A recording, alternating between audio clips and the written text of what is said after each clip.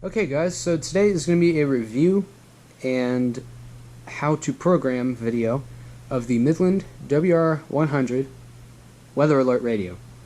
This is probably one of the most common radios that you are going to see in homes, businesses, stuff like that.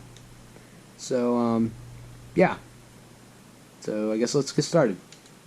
On the side here we have an external alert jack, and that means you can plug in devices that will that are not part of this radio, that like mount onto a wall, and that will alert you when a weather alert is issued, such as a strobe light.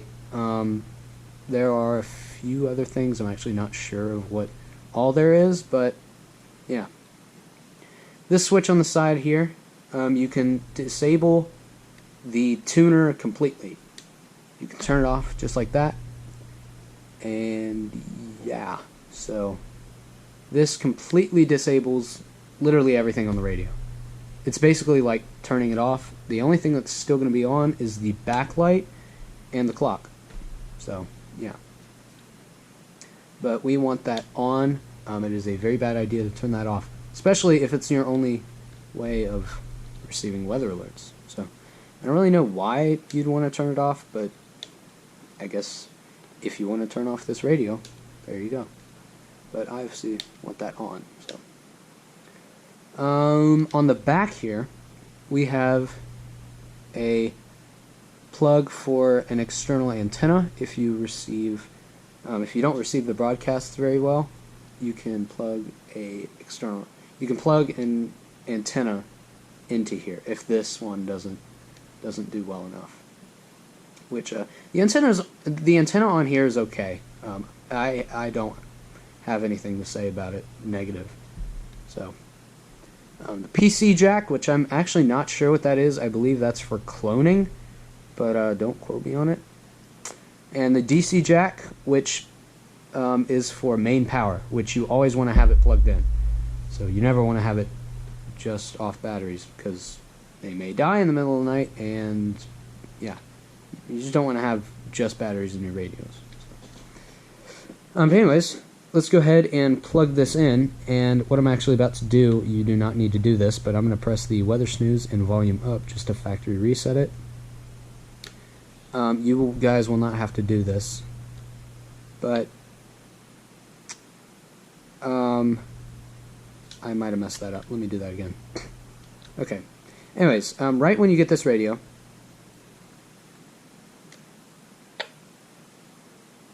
I don't know why it's not beeping. That's weird. Anyways, right when you get this radio, if it does beep, then that makes no difference, but whatever. So you're going to see 12 a.m., this little horn type thing, NOAA and low batteries, or if you insert batteries, that's actually going to go away. So let's go ahead and insert the batteries.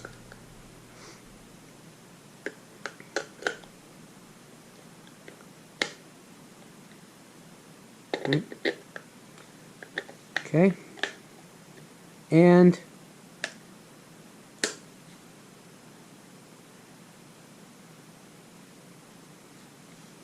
for it,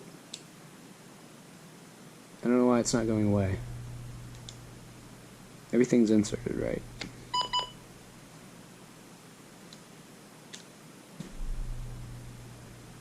There we go. Okay, I don't know what happened there, but whatever that was. Anyway, so yeah, you always want to have it plugged in. So, so the first thing you want to do is hit menu. Well, actually, first thing you want to do is put the battery cap back on.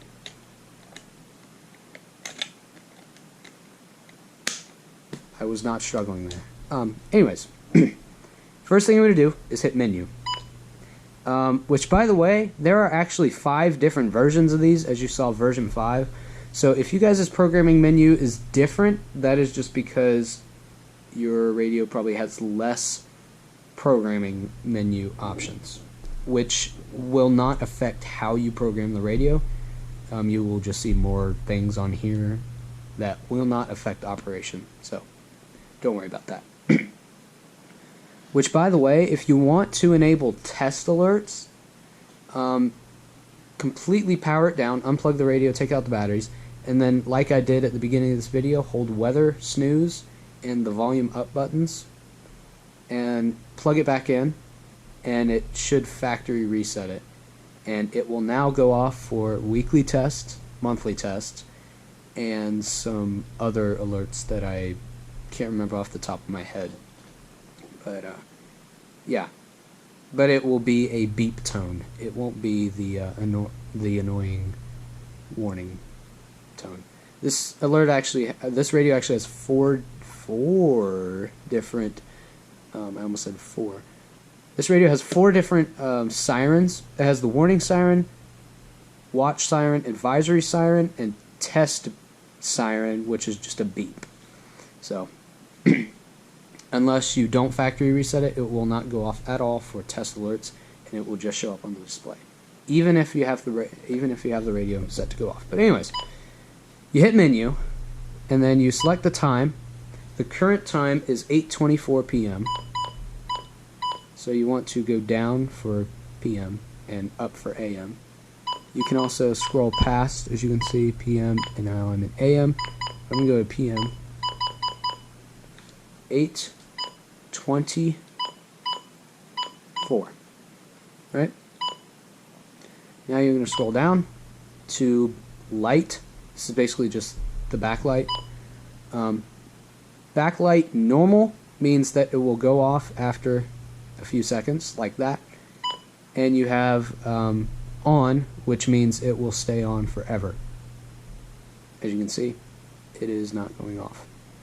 It will never, ever go off, ever. Anyways, there is only on and normal. Only those two options. So you can't disable it completely. The alert test, which some of the older radios might not have this, but you can actually test the alert siren to make sure that it works.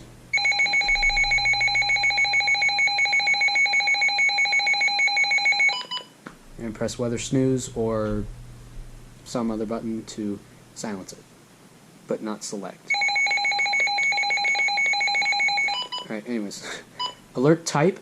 This is how the radio is going to alert you when an alert comes in.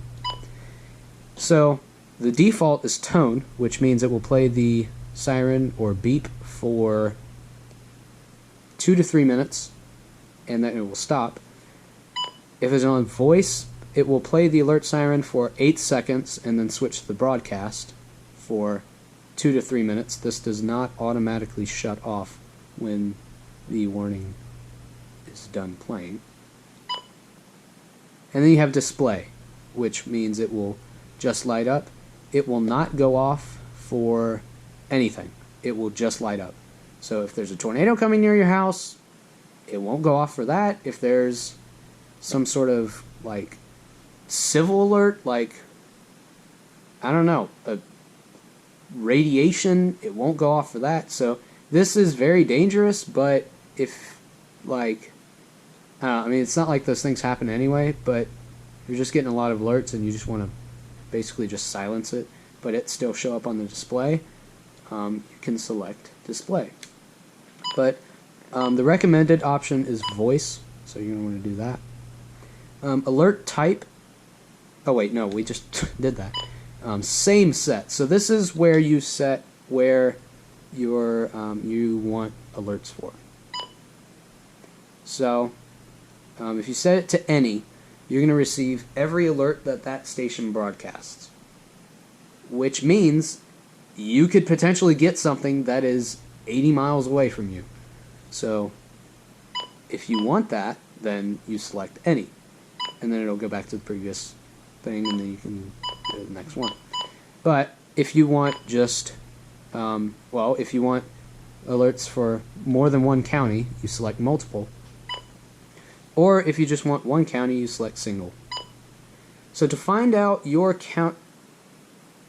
What in the world? Oh, I got confused. I thought my camera was saying something different. But to find your county's code, you select, or you search your county and then state, and then same code.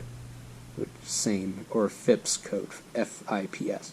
So once you find that code, you're going to go ahead and enter it in.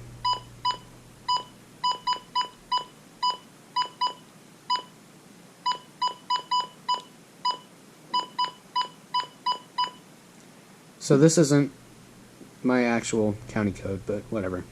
Yeah. So once you have that entered, you can select that, and then yeah, single area, same one, and then you should be good to go. But this is the most important part. If you mess this up, you're not going to get any alerts. So yeah.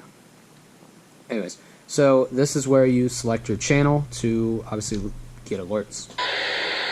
By default, it's going to be on channel 4, but you're actually going to want to raise the antenna as well. So, right, once you've risen the antenna, you can look for your station online and then turn to that channel.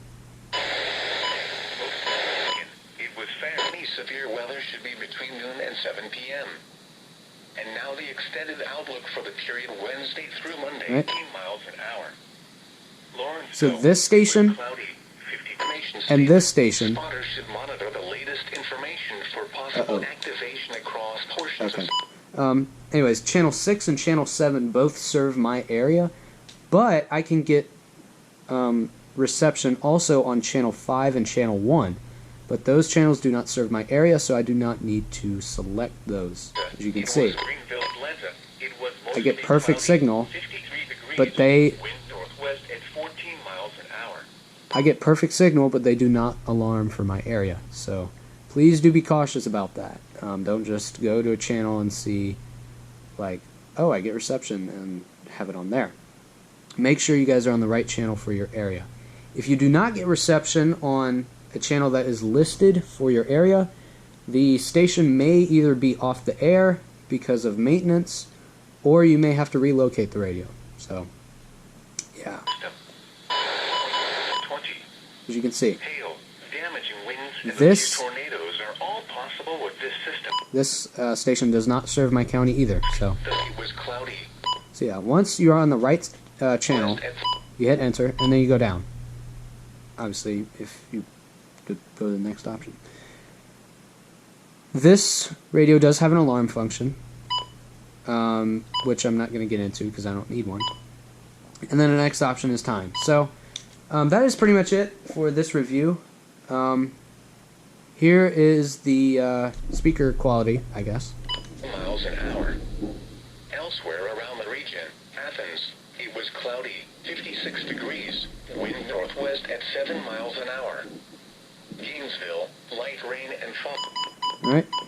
Activation across portions of central Georgia later today. Here is the official forecast from your National Weather Service for the Gainesville listening area. Northwest winds 10 to 20 miles an hour. Wednesday night, clear. Lows around 40 to 32. Alrighty, guys. I guess one thing I forgot to mention was volume. Wind north at 10 miles an hour. Rome, it was cloudy, 52 degrees. Wind north at 10. So you actually cannot disable. Oops. You can't change the volume when you're selecting your channel. 1 degrees. Wind northwest at 9 miles an hour. As you can see. Asheville, light rain was falling, 48 degrees. So, yeah. Anyways, thank you guys very much for watching this video, and I will see you all next time. Goodbye.